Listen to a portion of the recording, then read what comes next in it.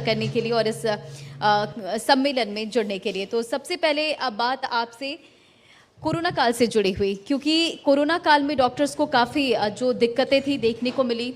एक वॉरियर के तौर पर उन्होंने काम किया है पीयूष जी, और किस तरह से उस समय आपने चुनौतियों को फेस किया और किस तरह से आप उसे देखें। जाहिर तौर पर काफ़ी समस्या हुई थी, क्या आप उस समय फेस कर रहे थे और क्या चुनौतियाँ थी आपके सामने? पीयूष जी। धन्यवाद न्यूज़ नेशंस मुझे आमंत्रित करने के लिए।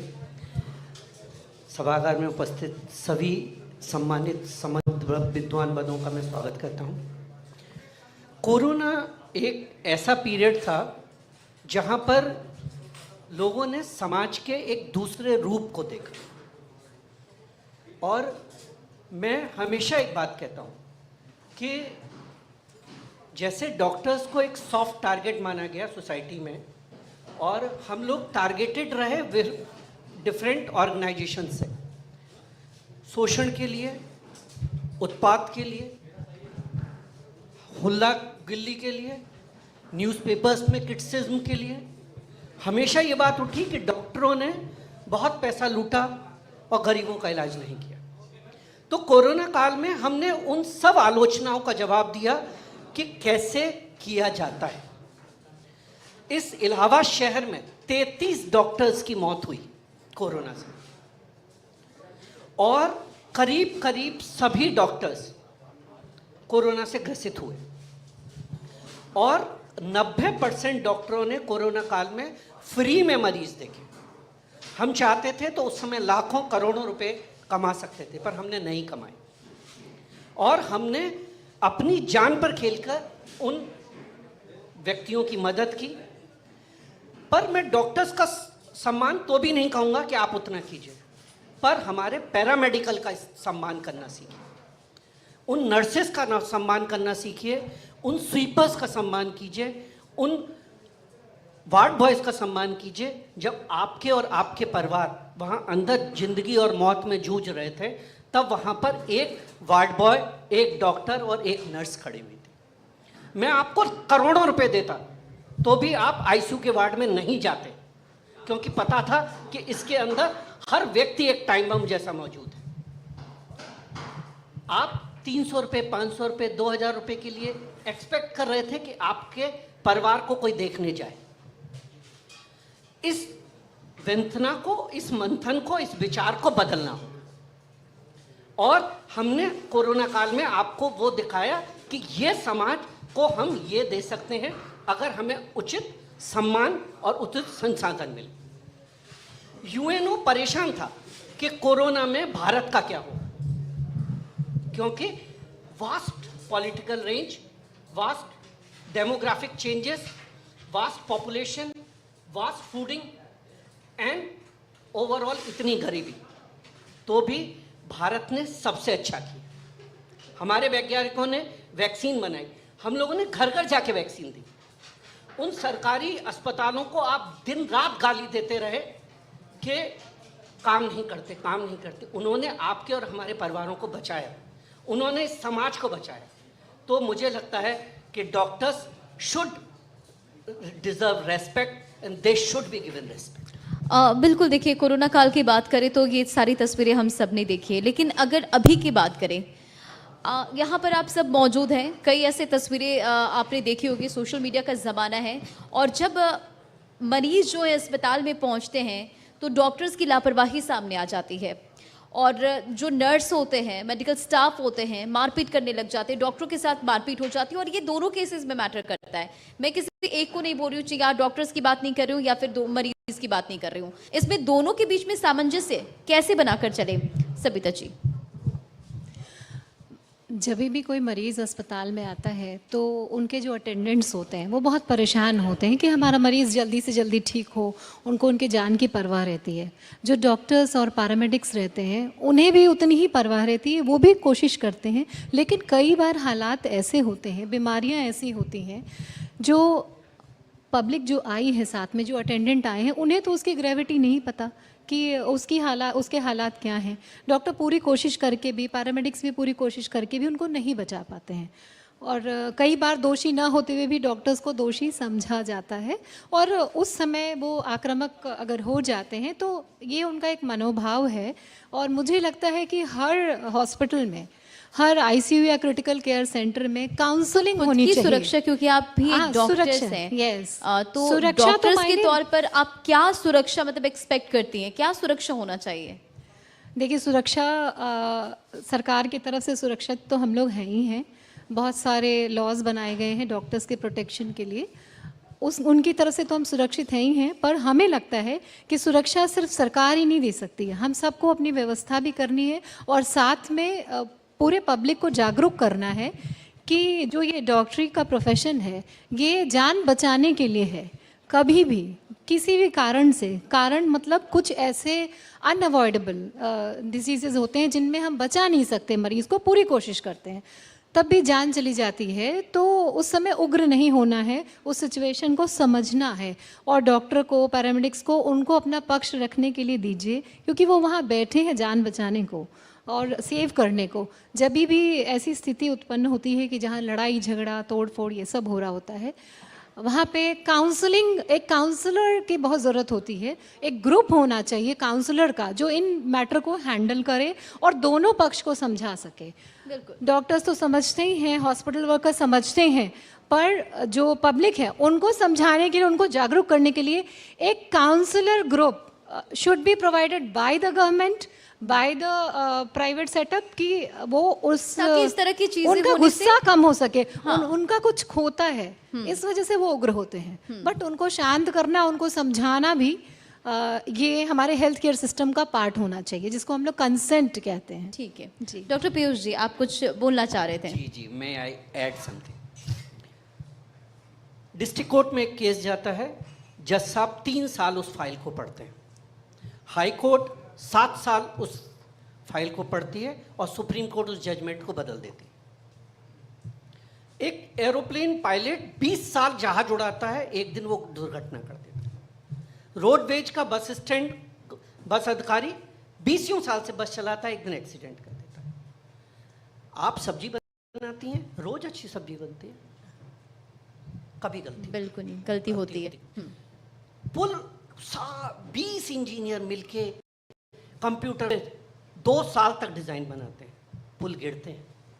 गलतियां ह्यूमन है, गलतियां होंगी।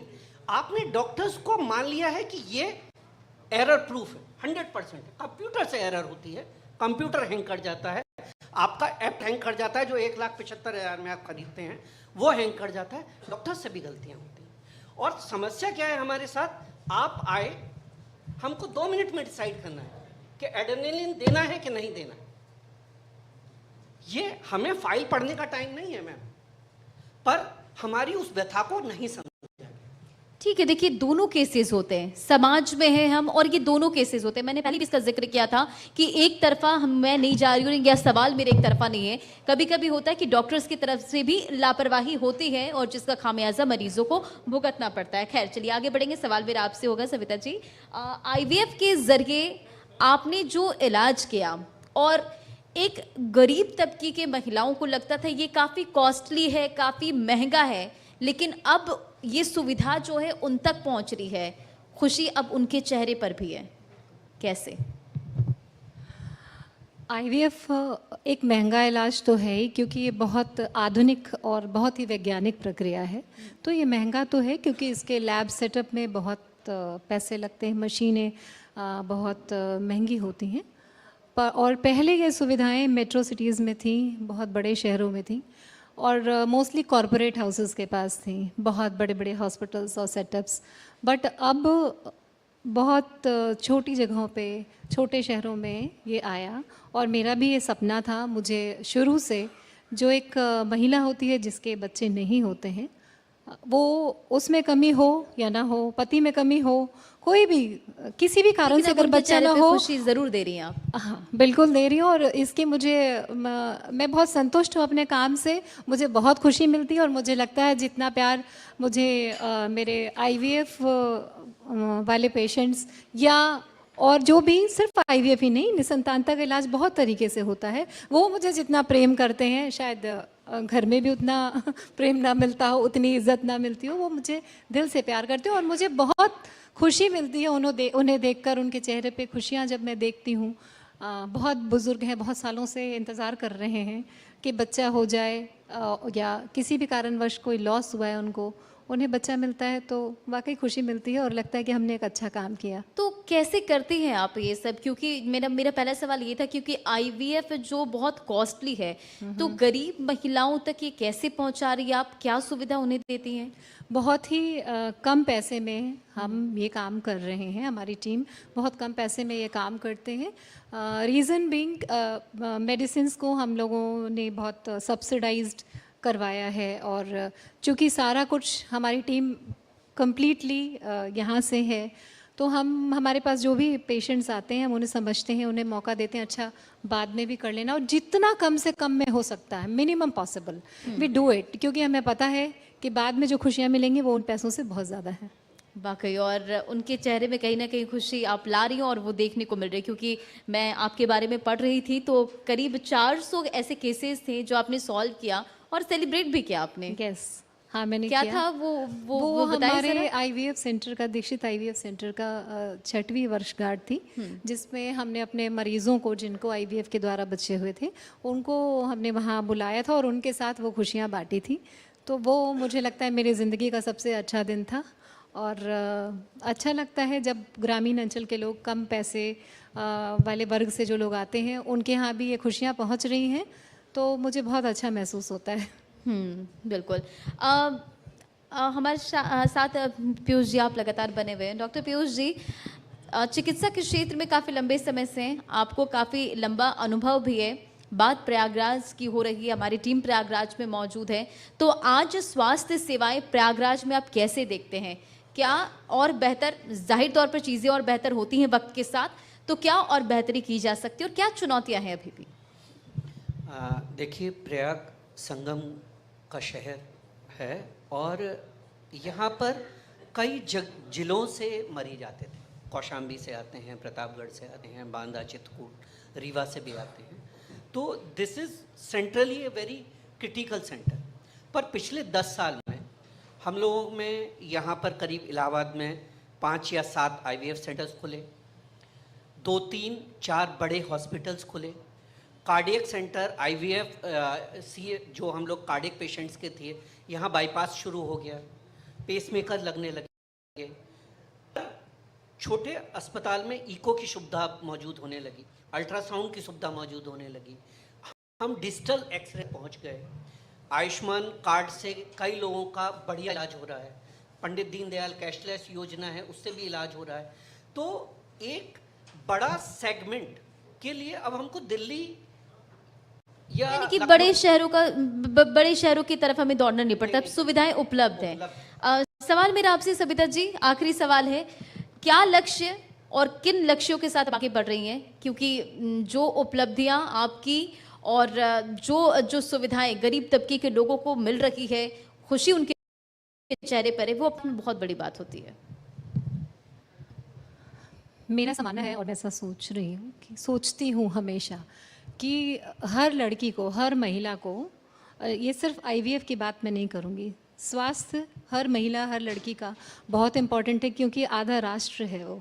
और हर लड़की से मैं ये कहती हूँ, हर फीमेल से ये मैं कहती हूँ कि जैसे बर्थडे पे अपने लिए कपड़े खरीदते हो, गिफ्ट्स खरीदते हो, अपना एक हेल्थ चेकअप कराओ, वो बहुत ज़रूरी है।